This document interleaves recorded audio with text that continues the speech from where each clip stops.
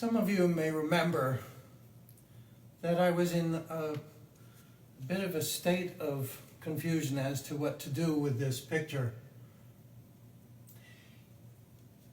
In October of 2000, I made a trip to Paris, and of course I had to see the Mona Lisa, the painting, in its gallery, in its home.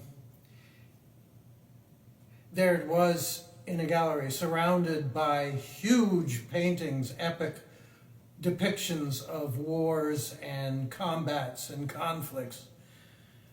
And here, in a very special spot, was this most famous painting by Leonardo da Vinci. In her corner of serenity and of quiet, a center of peace in a very turbulent, disturbed world. I, along with the crowds there, who were put at a distance, at a social distance away from her, by a barricade, by a rope, by glass, by all kinds of separations. We all were experiencing something, a shared experience of personal and collective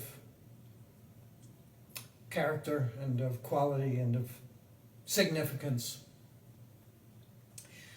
So as I had to, you just have to stop and stand and admire that painting when you're actually in its presence. And after having seen so many works of art, especially of the Madonna and Child, the Virgin Mary with Jesus in the Nativity, holding the baby in such tender caress, it occurred to me at that moment, and this is 20 years ago, that I said, it really struck me as almost a point of illumination that I never forgot, and probably motivated me to buy this reproduction at the Museum Louvre gift store. They have, of course, reproductions for purchase, and I was obviously very eager to get it because of this illumination. The illumination that I had was that I said to myself, oh my God, these other Madonnas have a baby in their lap and they're holding it with such loving, tender care.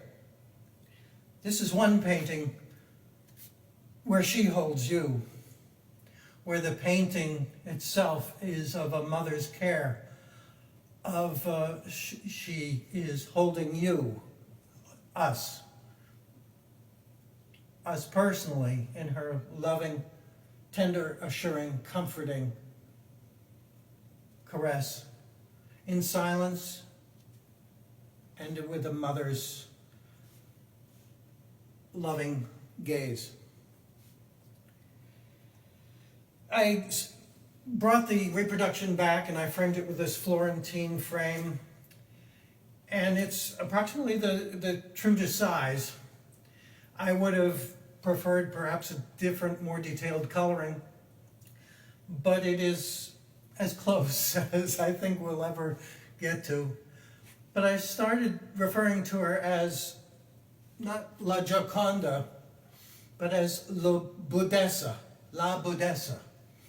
because like a Buddha, a mother of a Buddha that is more maternal, more embracing, more being in that moment of compassion, of just care, of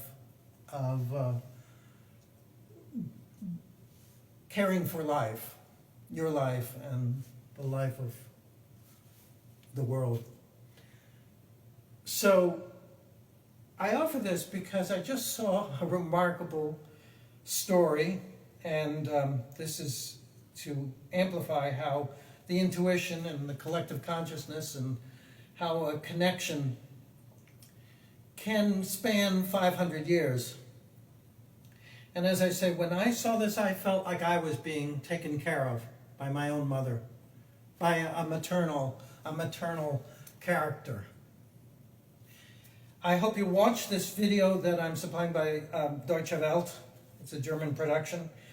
But it's also illuminating because we need to rediscover this painting. Perhaps not even refer to it as Mona Lisa anymore. It'll always be Mona Lisa. But more specifically, I've learned that the name of the woman associated with it might be more properly Pacifica Brendani. Pacifica Brendani. And if you watch this video, you'll discover why the name would be associated with it. But it also is of a personal connection with an old man who was reviewing his own childhood and going back to his own experience of his upbringing, who his mother was. Leonardo did this in his late 60s, and I can relate to that. So, anyways, I offer this as a review of an important work of art and just what it might say to you and to us again.